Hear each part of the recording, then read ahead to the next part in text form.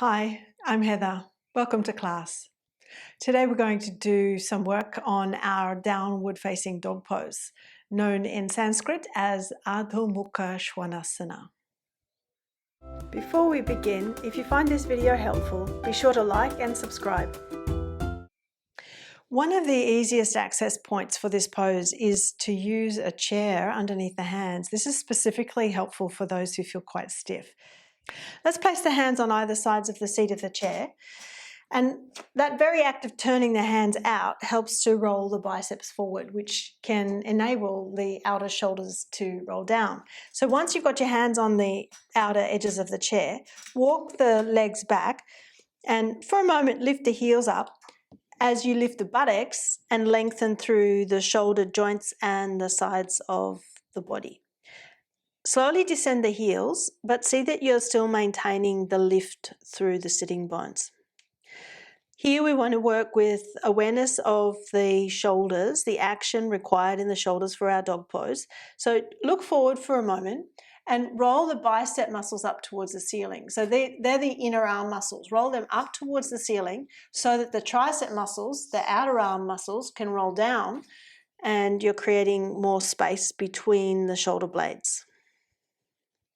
Then as your hands are on the chair, you're pushing into the chair, but you're pressing back through the thighs. So the head of the thighs press back away from the arms and the torso.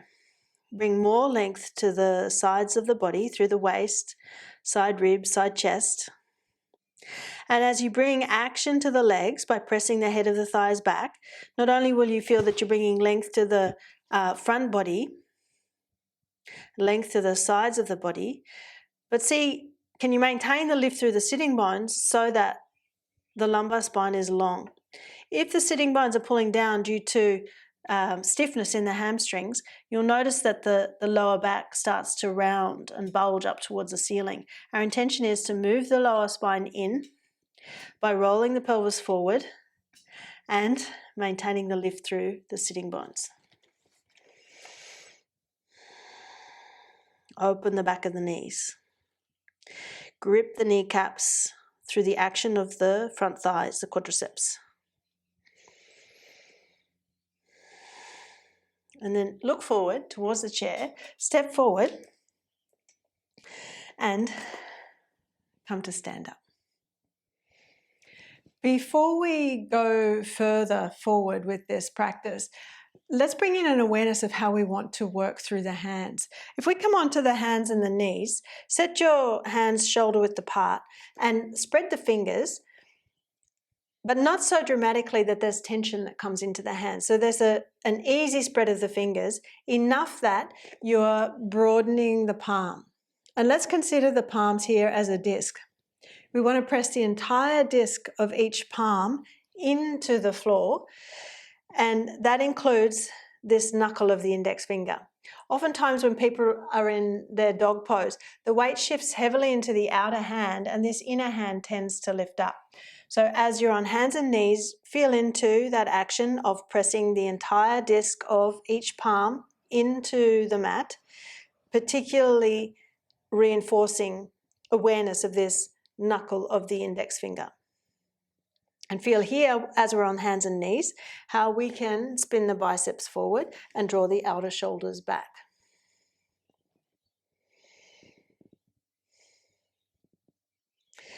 And then come out of the pose. It can be helpful to use bricks underneath our hands when we're practicing downward facing dog pose. It helps to draw the weight back into the legs and the feet. So when using bricks, yes, you can have them on your sticky mat.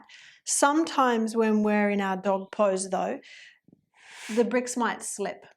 What can be helpful is to put the bricks underneath your mat, set them shoulder width apart, and then place your mat on top of the bricks. Then we've got the stickiness of the mat and the blocks won't slip.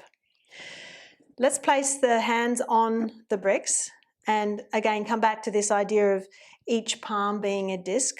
Press the entire disc of both palms down, the fingers spread, and take yourself back enough that you can come into Adho Mukha Svanasana, big toes touch, knees apart, buttocks back and down to the heels. So there's a long stretch through the sides of the body. As you press into the hands, suction the knuckles of the index fingers down as the fingers then spread and press down into the mat. Squeeze the elbow tips in so the arms are straight, and then roll the tricep muscles down towards the floor. The head can move down, but don't force that. If the head doesn't reach towards the floor and you force it, usually then you get the movement of the triceps rolling up and the inner shoulders bunching into the neck, causing some tension. So perhaps lift the head off the floor enough that you can roll your outer upper arms down, tricep muscles down, but go on engaging the outer shoulder blades into the back. From here, we'll transition to Adho Mukha Svanasana, downward facing dog pose. Inhale, bring the shoulders forward, tuck your toes, hip width feet. Exhale, lift up the hips, heels high, and as you lift the buttocks up, you'll push your hands into the bricks and draw the sitting bones well up towards the ceiling. Lift the heels significantly so that you can magnify the lift of the sitting bones. Ideally, there's one straight line from your wrists through the shoulders, through the torso to the hips, and then another straight line from your hips through to the heels. As the sitting bones lift, keep the knees firm and straight, and then slowly work your heels back and down. Now, as you work your heels down, don't push them down to the point that you're dragging your sitting bones down and rounding your back. See if you can maintain the lift of the sitting bones, and that may require needing to lift the heels up again. Maintain the lift of the sitting bones as the heels descend. And as you're pressing the hands into your bricks, feel the arms and the hands are feeding forward into the bricks, but the torso is rebounding up away from the arms and the hands and the bricks. Stay long in the sides of the trunk, sides of the waist. Now let's walk forward. Take your feet hip width apart. Come onto your fingertips. Your hands are on the bricks. Draw the chest forward. Outer shoulders press back towards the hips. Do your best to keep the knees straight. If you feel stiff, you could potentially turn your bricks up higher so you've got more height underneath the hands.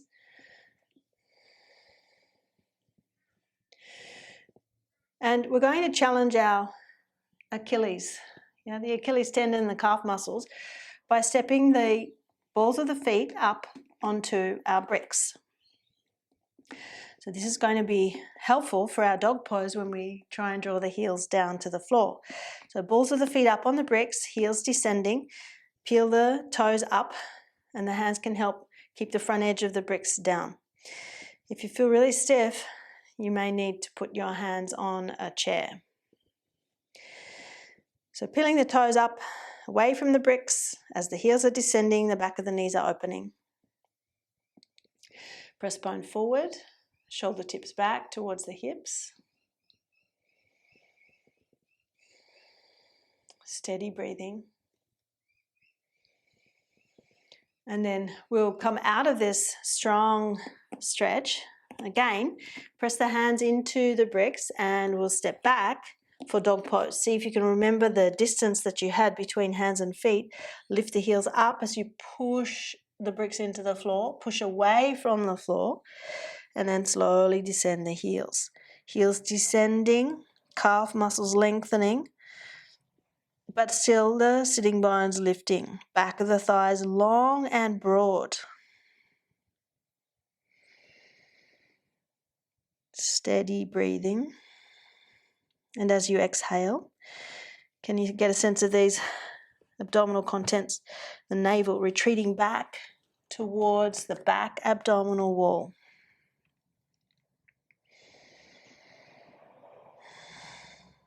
And let's come down and have a rest. Bend the knees and rest your head down.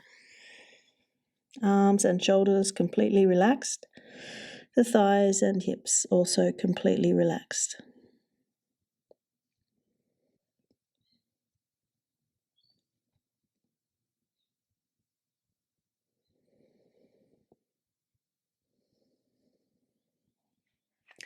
Now we're going to try with the bricks underneath our feet for our dog pose. Now I'm placing the bricks under the other end of my mat for the sake of the camera angles, but you can keep them where they were and simply turn your body around.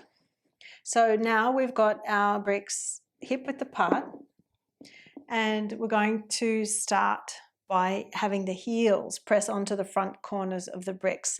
So as we set ourselves, you can come onto your hands and knees and lift yourself up for your dog pose, heels onto the front corner of your bricks, and you may need to walk the hands a little further forward, but press into the entire disc of each palm, the knuckles of the index fingers press down, feed the arms and hands into the floor and push away from the floor. So there's this sense that I'm trying to stretch the mat forward away from the feet as I rebound the torso upwards.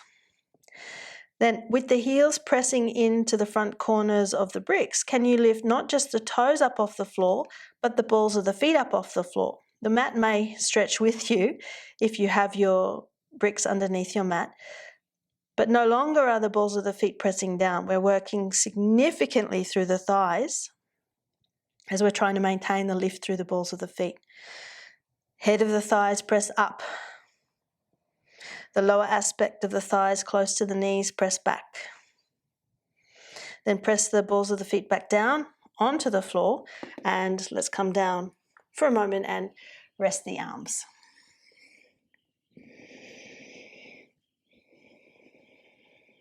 Shoulders relaxed and the thighs relaxed.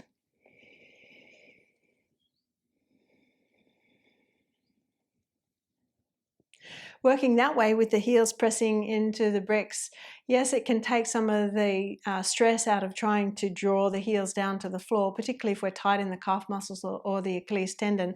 But it can also help when we lift the balls of the feet up off the floor. It really helps us to instigate strong action in the thighs, which is what we want for our dog pose. Now we're going to stand our feet on the bricks.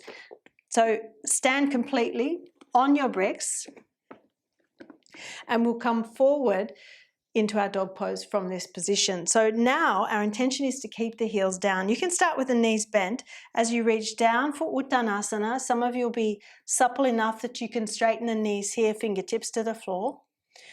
And as I said, our intention is to keep the heels down. So for some of us, as we walk forward, we might find that our stance between feet and hands is shorter than it ordinarily would be, because if we kept going, the heels might lift.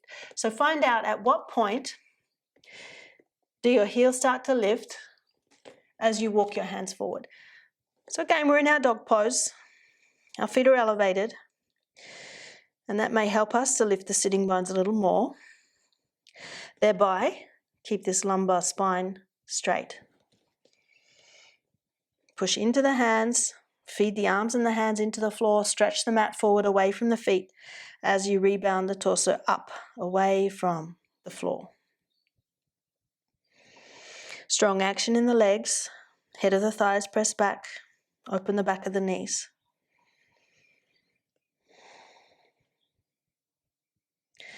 And then walk your hands back in.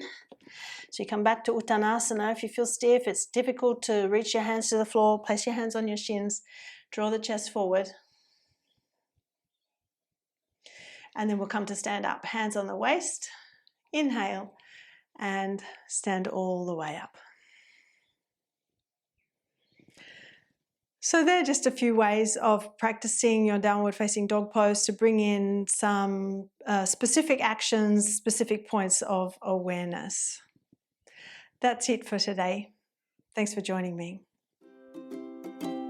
For more in-depth teaching, check out the video library on my website, heatherkitchenyoga.com.au. The link is in the description box below.